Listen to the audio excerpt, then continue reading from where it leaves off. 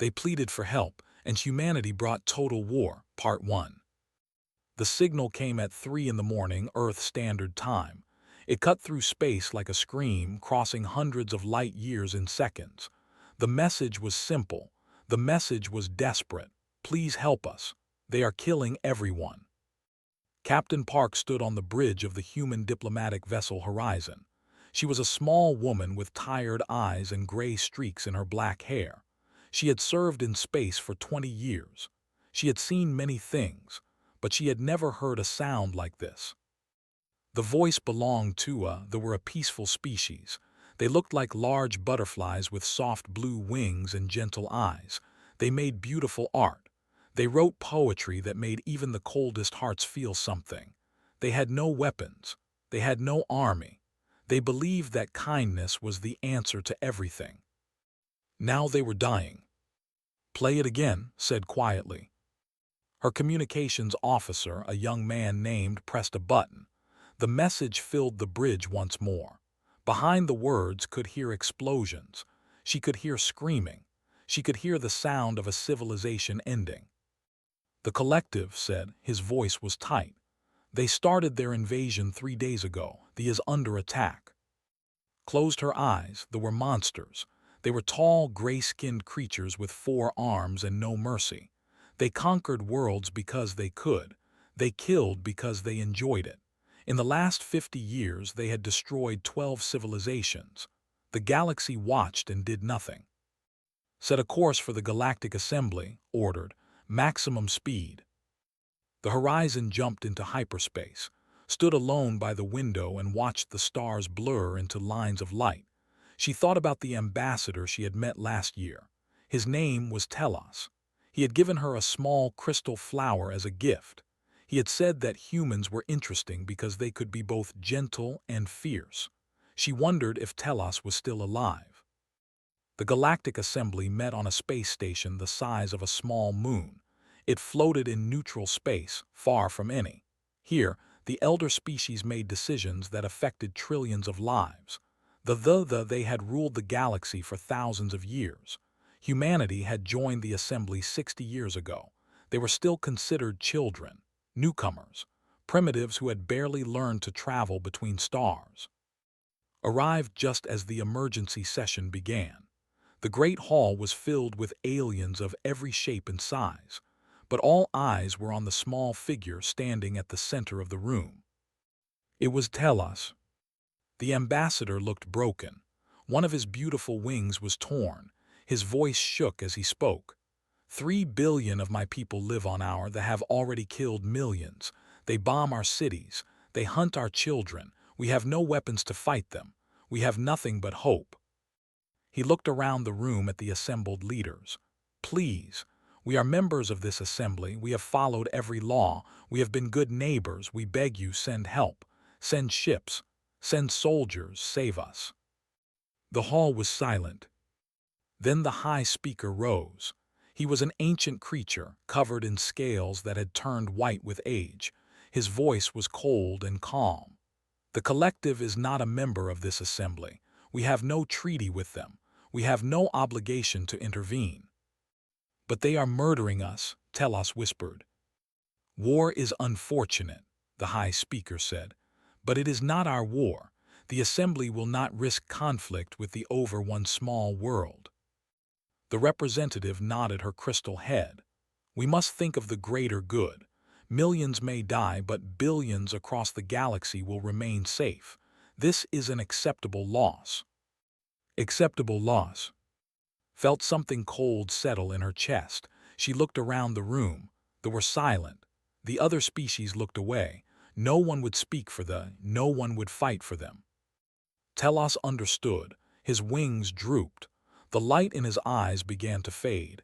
He had come here believing in justice. He had come here believing that the galaxy would protect the innocent. Now he knew the truth. The galaxy did not care.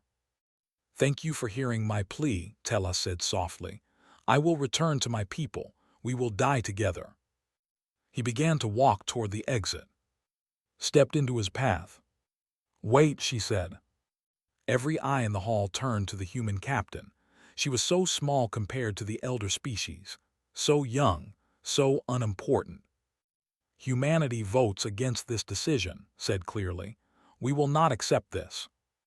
The High Speaker made a sound of annoyance. Humanity does not have enough votes to change the outcome. You are a minor member. Your opinion is noted and ignored. Then we will act alone, said. The hall went quiet. Even Telas stopped and stared at her. They asked for help, continued. They begged for someone to save them. Every species in this room turned away, but humans do not turn away from those who need us. We cannot. She pulled out her communicator and spoke into it. Horizon to Earth Command. Emergency transmission for Admiral, Priority 1. On Earth, Admiral was eating dinner with his when the call came. He was an old soldier with white hair and kind eyes. He had fought in 3 wars and lost many friends. He had hoped to spend his final years in peace. He listened to Captain Park's report. He watched the footage of burning cities. He saw Telas pleading before an uncaring assembly, and he felt something wake up inside him, something old, something dangerous. How long do they have? He asked. 3 weeks, replied, maybe less. Admiral was silent for a long moment. Then he stood up and kissed his goodbye. Tell the council to assemble, he said to his aide. Emergency session, tonight. The United Earth Council met within the hour. They watched the same footage. They heard the same plea. They saw the same cold rejection from the elder species. The vote was unanimous. Humanity would answer the call. Admiral sent a message to every human ship in the galaxy. All forces return to Earth. Prepare for deployment. We are going to war. In the Galactic Assembly, the elder species received word of humanity's decision. They laughed. The humans had fewer than 50 warships.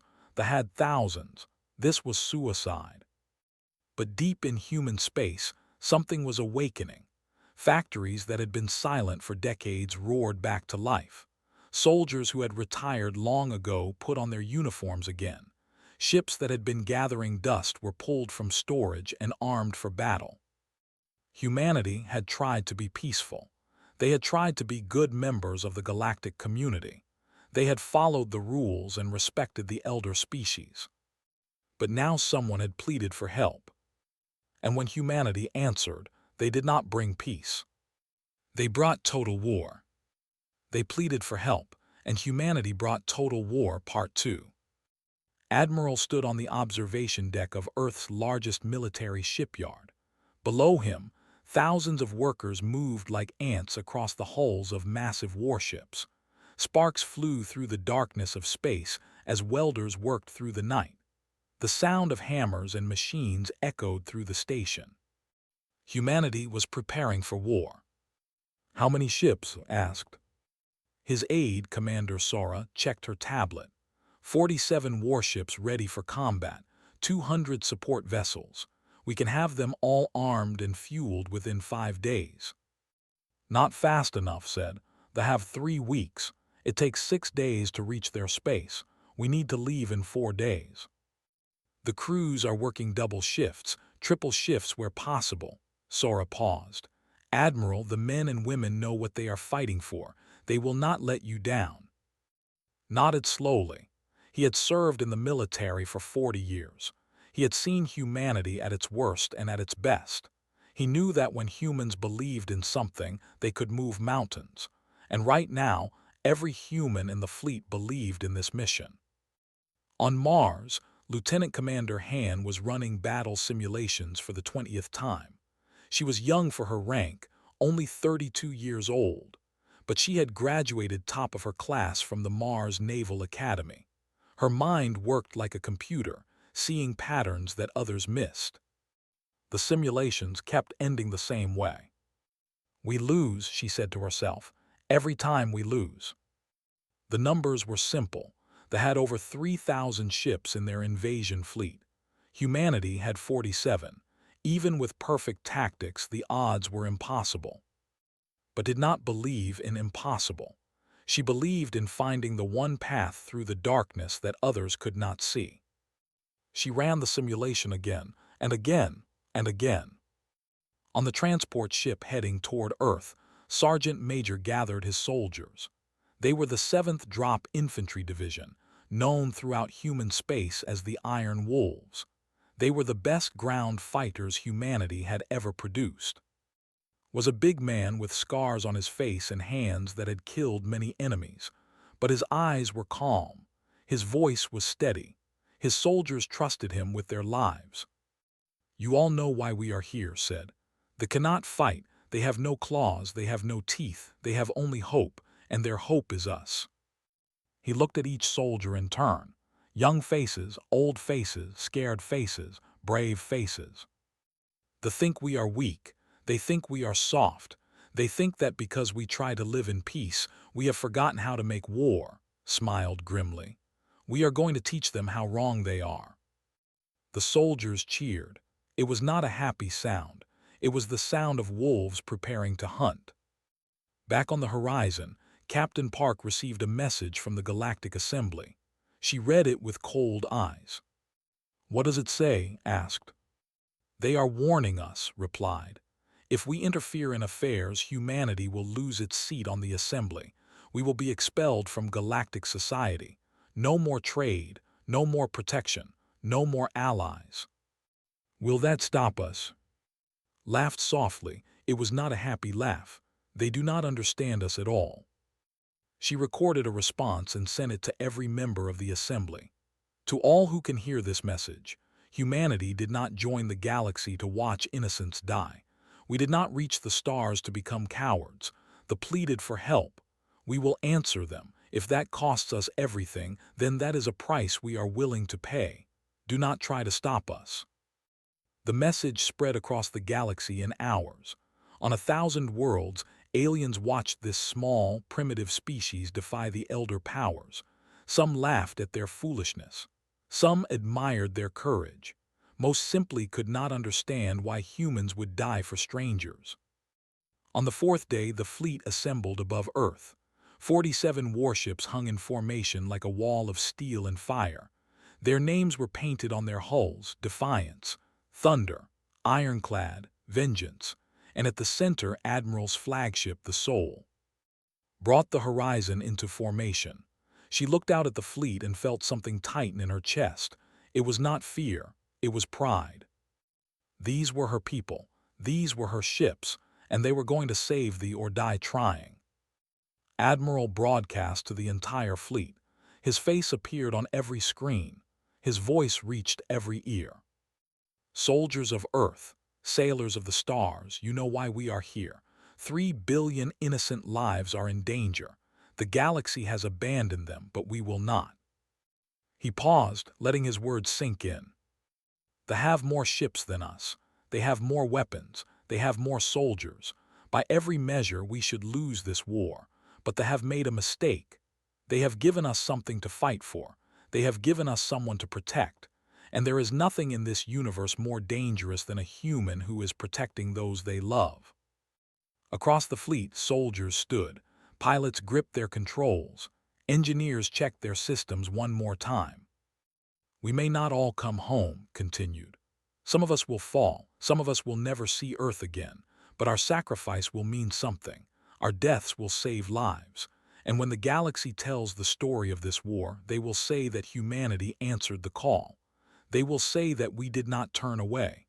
They will say that when they pleaded for help, humanity brought everything we had." He raised his hand in salute. "All ships prepare for hyperspace jump. We go to war." Ensign sat in the intelligence center of the Soul. She was barely 25 years old, small and quiet with sharp eyes that missed nothing. Her job was to know the enemy, to find their weaknesses, to give her commanders the information they needed to win. She had been studying them for 3 days without sleep. Her eyes burned. Her hands shook from too much coffee, but she had found something. "Admiral," she called out, "I have intercepted communications." Came to her station. "What did you find?"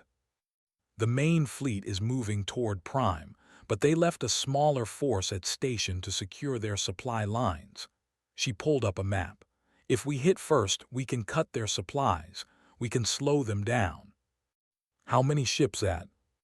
About 200. Still more than us, but not impossible. Studied the map.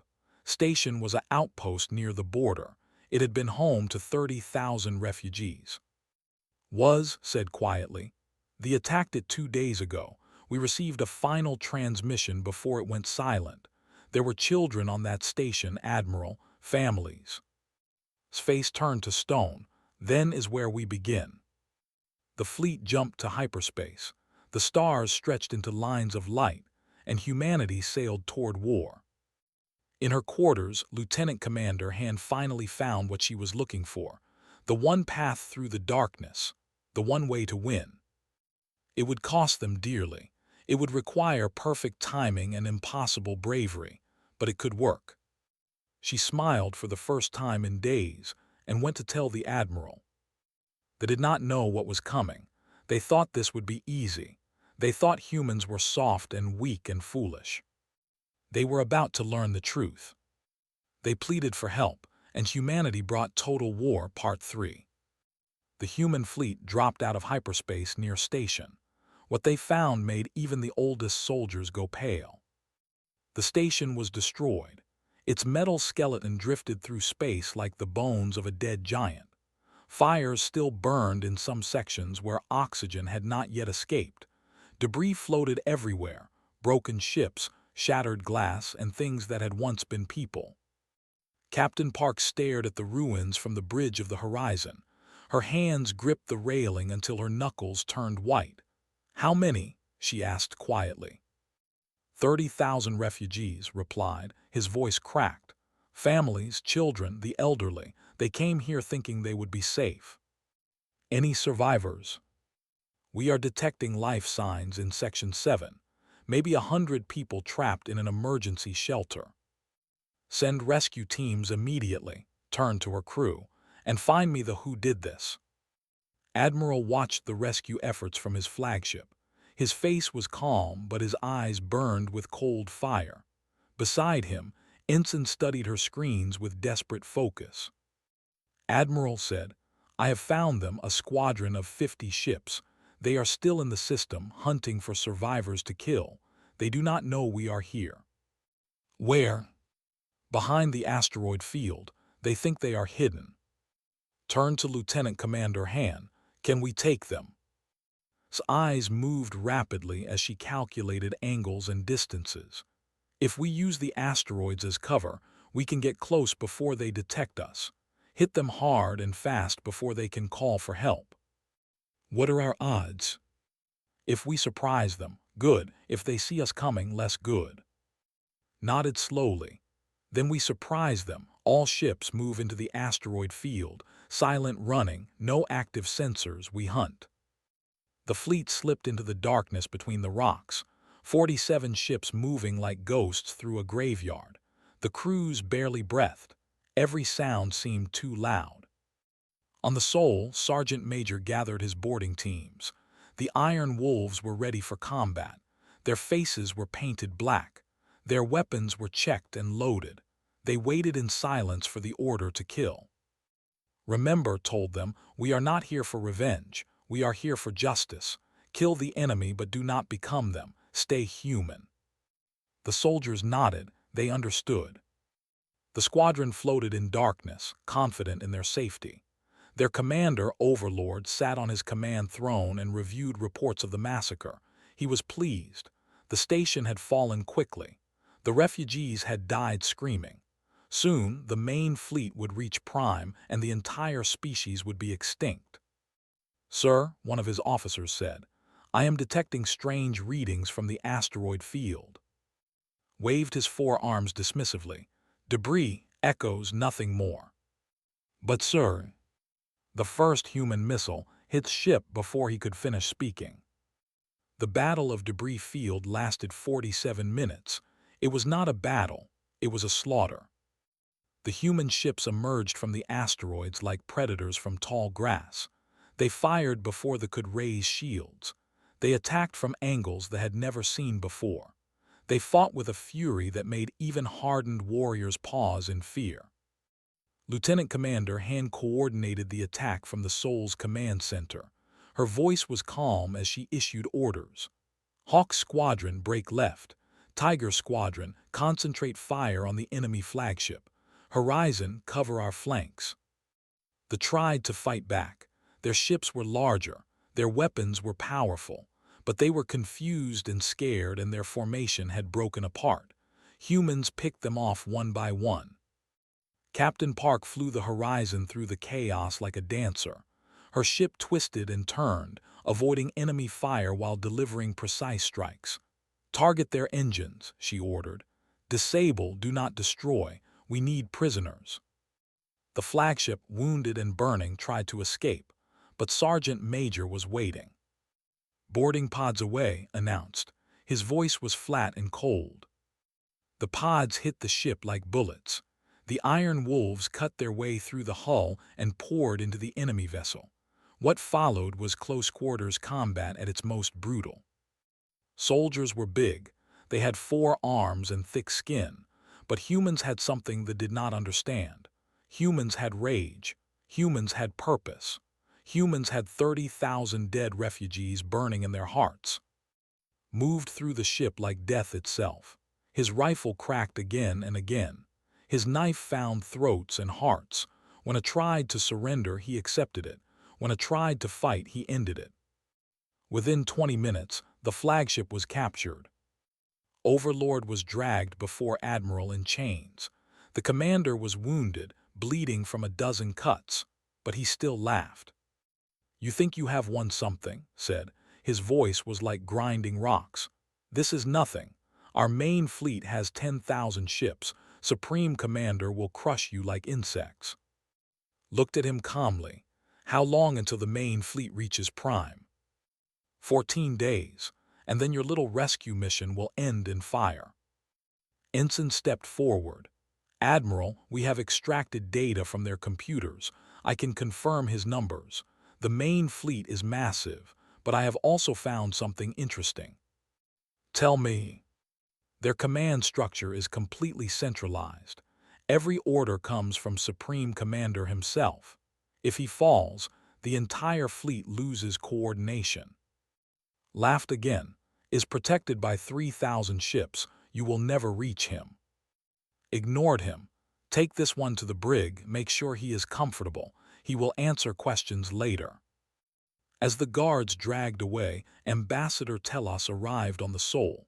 He had been rescued from the Horizon and brought to witness the aftermath of battle. His torn wing had been bandaged. His eyes were wet with tears. He walked through the medical bay where human soldiers lay wounded and dying. He saw them smile despite their pain. He saw them comfort each other. He saw them mourn their fallen friends. "Why," Telos asked Admiral, "why do your people sacrifice themselves for us? We are strangers. We have nothing to offer you." Considered the question for a long moment. Then he said, "Because you asked for help, because you needed us, because we could not live with ourselves if we turned away." The other species calculated that our deaths were acceptable. They weighed our lives against the cost of war and found us wanting. "Humans do not calculate lives," said simply. "Every life matters. Every person is someone's child, someone's friend, someone's hope. When we protect others, we protect what makes us human." Telos was silent. Then slowly he bowed his head. "I did not believe such beings existed. I thought the universe was cold and uncaring. I thought we were alone." "You are not alone anymore." That night the human fleet regrouped. They had lost 3 ships. 1,800 soldiers were dead. Many more were wounded, but they had destroyed an entire squadron. They had proven they could fight. Admiral addressed his fleet one more time. His face was tired, but his voice was strong. "Today we struck the first blow. Today we showed that we will not be easy prey, but the real battle is still ahead. The main fleet is 14 days away from prime. We must get there first. We must be ready." He paused. "They wanted total war. We will show them what that means." The fleet jumped back to hyperspace. Behind them, the ruins of Station drifted in silence. a monument to cruelty, a reminder of why they fought. And ahead, somewhere in the darkness, 3,000 enemy ships waited. They pleaded for help, and humanity brought Total War Part 4. Prime was beautiful. The planet hung in space like a blue and green jewel. Crystal forests covered its continents, catching sunlight and scattering rainbows across the land. Floating cities drifted through pink clouds.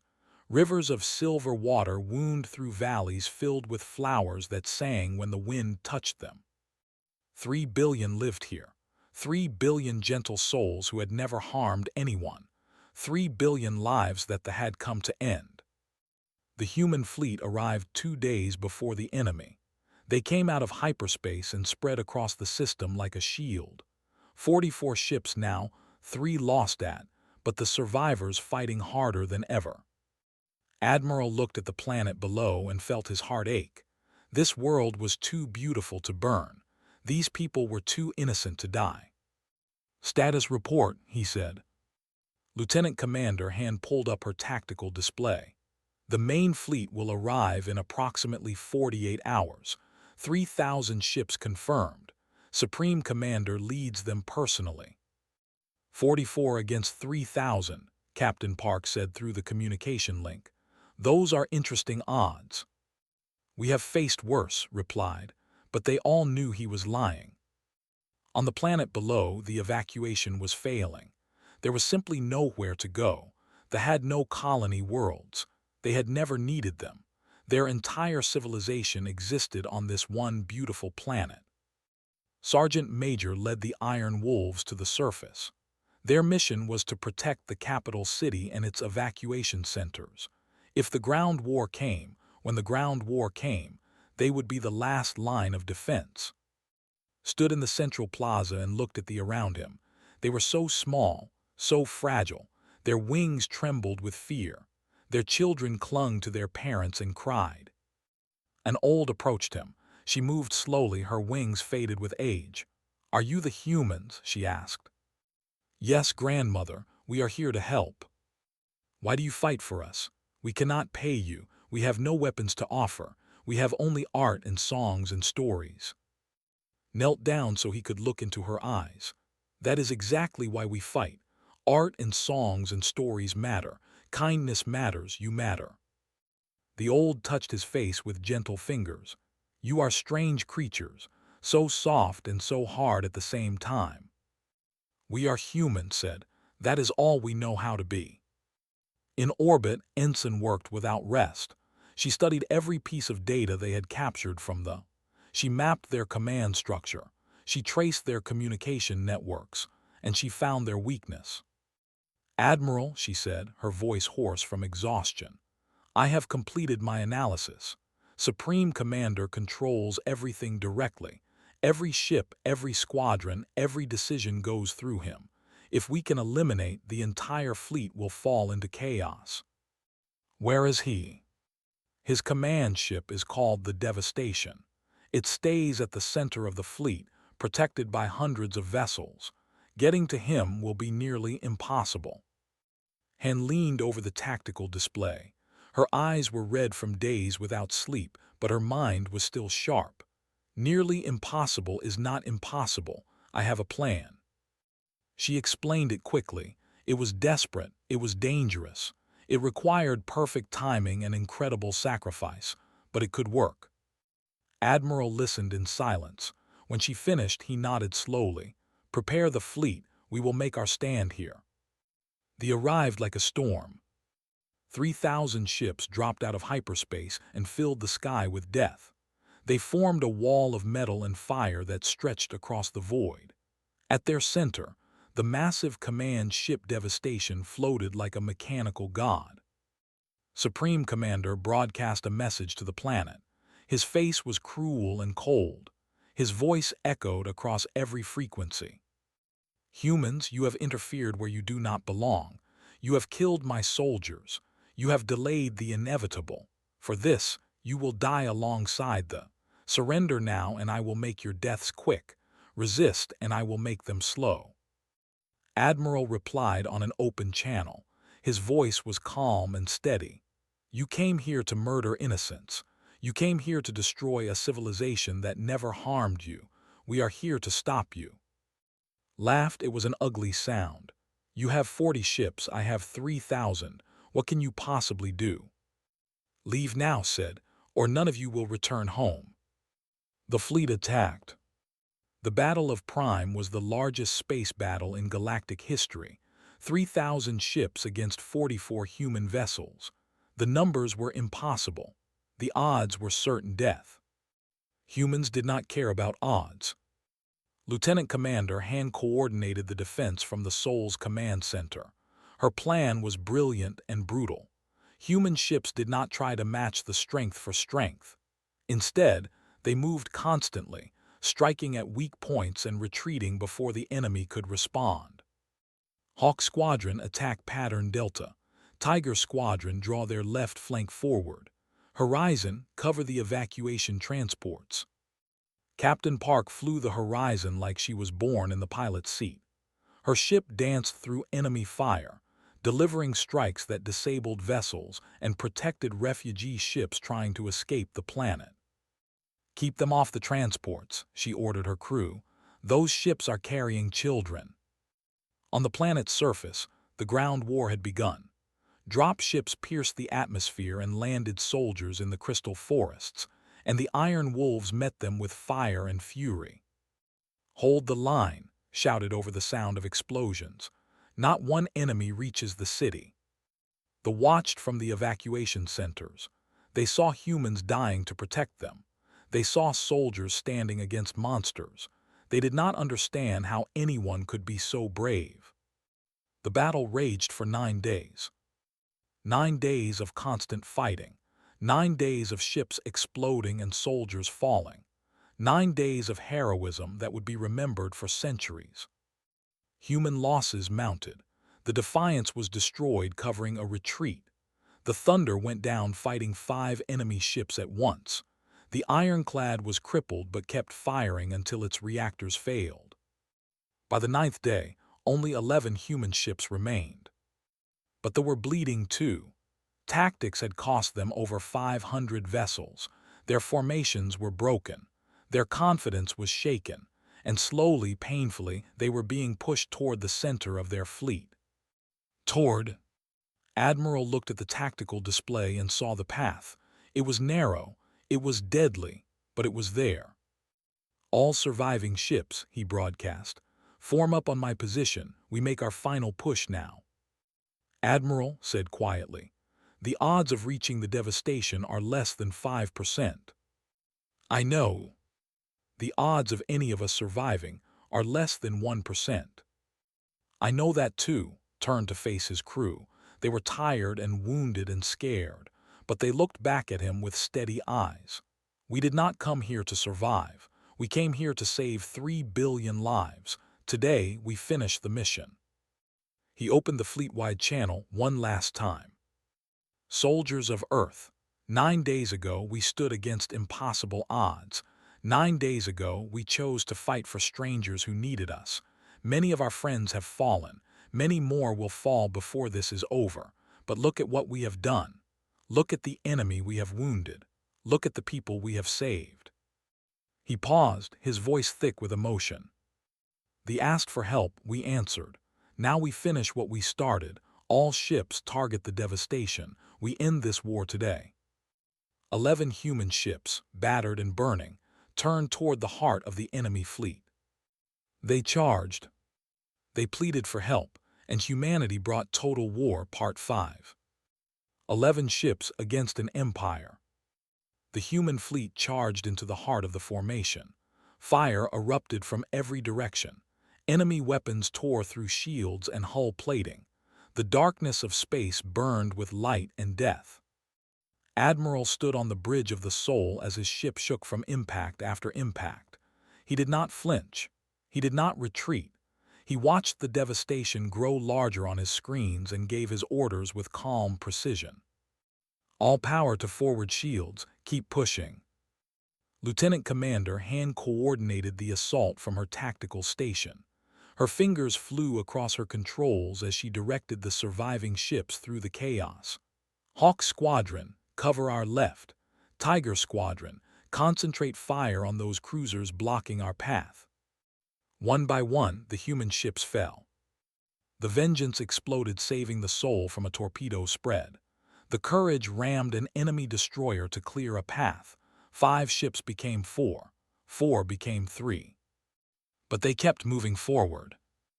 Captain Park flew the horizon through the storm of fire like a spirit of vengeance. Her ship was burning. Half her systems were offline, but her crew refused to stop. "Captain," said, his voice strained with pain. Blood ran down his face from a head wound. "We have lost main engines. We cannot keep up with the fleet." Looked at the devastation. It was so close now, so close. "Then we make sure they get there."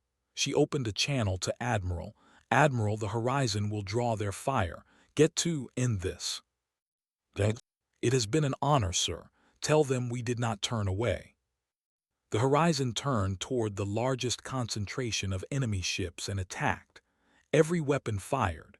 Every missile launched. The small diplomatic vessel that had started this war now burned like a star, drawing hundreds of ships away from the main assault. The Soul and 2 other ships broke through. On the surface of Prime, Sergeant Major received word of the final assault. His Iron Wolves had held the line for 9 days. Only 200 of his original 600 soldiers remained. They were exhausted, wounded, and running low on ammunition. But they were still fighting. "Sir," one of his soldiers called out, "the fleet is making a run at the command ship. They need someone to board the devastation and take out." Looked at his remaining troops. They looked back at him with tired eyes and steady hands. "Volunteers for a suicide mission," he said quietly. "No guarantees of return." Every single soldier stepped forward. Smiled grimly. "That is what I thought. First squad, you are with me. Everyone else, hold this position until the war is over." A transport lifted them from the surface. The small ship dodged through the battle above, weaving between explosions and debris, watched through the window as human ships died around them. The Soul reached the devastation first. Admiral's flagship was barely functional. Its shields were gone. Its hull was torn open in a dozen places, but its guns still worked. "Target their engines," ordered. "We cannot destroy this ship, but we can stop it from running." The Soul fired everything it had. The devastation's engines exploded in a cascade of fire. The massive command ship began to drift. "Boarding pods ready," the tactical officer reported. "Sir," Ensign said urgently, "I am detecting massive power buildup in the devastation. They are preparing to self-destruct. Will kill himself rather than be captured." "How long?" 10 minutes, maybe less." His voice crackled over the communication system. "Admiral, my team is approaching the devastation now. Give us a path inside." "Sergeant Major, this is a one-way mission. The ship will explode before you can escape." "I know, open the path." Admiral closed his eyes for a moment. When he opened them, his face was stone. "All ships, concentrate fire on the devastation's port side. Create an opening for the boarding team." The last human ships fired together. A hole was torn in the devastation's armor. Its transport flew straight into the wound. Inside the enemy ship, the Iron Wolves fought like demons. Soldiers rushed to stop them. They died in waves. Led from the front, his rifle never stopping, his boots never slowing. The path to the command center was painted in blood. 7 minutes. Kicked down the final door. Supreme Commander stood waiting. He was massive even for a 4 arms held 4 weapons. His eyes burned with hate. "Human," said, "you have caused me much trouble. I am just getting started." They fought. Was fast and strong. His 4 arms attacked from every direction, was cut across the chest, the arm, the leg. Blood poured from his wounds, but he did not fall. Humans do not fall when they are protecting others. 5 minutes. Dropped his rifle and drew his knife. He closed the distance, stabbed him through the shoulder. did not stop. He drove his knife into the Supreme Commander's throat. Vel, 3 minutes. Stood over the body, breathing hard. His vision was going dark. He could feel his life draining away with his blood, but he smiled. Mission complete, he said into his communicator, is dead. Across the battle, the effect was immediate. Without their supreme commander, the fleet lost all coordination. Ships began to collide with each other. Squadrons flew in circles, waiting for orders that would never come. The mighty invasion force became chaos. All vessels, this is Admiral, your commander is dead. Your fleet is broken. Surrender now, or we will destroy you all. For a long moment, nothing happened. Then, one by one, ships began to power down their weapons. White flags of surrender appeared on their hulls. The Battle of Prime was over. Humanity had won. The devastation exploded 2 minutes later, and 15 Iron Wolves died inside. They never tried to escape. They had completed their mission. In the aftermath, the galaxy struggled to understand what had happened. A minor species with 47 ships had defeated an empire of 3,000. They had lost 31 ships and 19,000 soldiers. They had suffered wounds that would take years to heal. But 3 billion were alive. Ambassador Telos stood before the Galactic Assembly 1 month later. The Great Hall was silent. Every species in the galaxy watched. You asked us to accept our deaths as an acceptable loss, Telos said. His voice was stronger now. His wing had healed. You calculated our lives and found them worthless, but the humans did not calculate. The humans did not weigh our worth against their own safety. They simply came to help. He turned to look at Admiral, who sat in the human delegation, his arm in a sling. Captain Park sat beside him. She had been rescued from the Horizon's wreckage by a medical ship. We asked for help, Telos continued, and humanity answered with everything they had. They brought their ships, they brought their soldiers, they brought their lives. They did not bring calculations or treaties or acceptable losses. They brought family. The High Speaker rose. His ancient face was troubled. The collective has surrendered. They will never threaten assembly space again. This is unexpected. It should not be unexpected, Telos replied. It should be the standard. When someone pleads for help, we should answer. That is what the humans taught us. That is what we must learn. The assembly was silent for a long time. Finally, the representative spoke. We were wrong to abandon we were wrong to underestimate humanity. We have much to learn from these young species. Admiral stood slowly. His wounds still hurt. His heart still ached for the soldiers he had lost, but his voice was clear. We did not fight for respect. We did not fight for power. We fought because it was right, because innocent lives were in danger, because someone asked for our help. He looked around the assembly at all the ancient, powerful species who had watched the burn. You see acceptable losses. We see people worth saving. That is the difference between us. And until you understand that difference, you will never understand humanity. He sat back down. The assembly remained silent. But across the galaxy, on 1,000 worlds, beings who had dismissed humanity now whispered a new truth to each other. They told stories of the humans who came to save strangers. They spoke of ships that charged into certain death. They remembered soldiers who gave their lives for a species not their own. And when their children asked what humans were like, they gave the same answer. When you plead for help and humanity answers, they do not bring soldiers, they bring family, and family never leaves you behind. On Prime, in the crystal forests that still stood, they built a monument. It was simple and beautiful, a ring of human names carved in silver, surrounding a single sentence. They came when no one else would.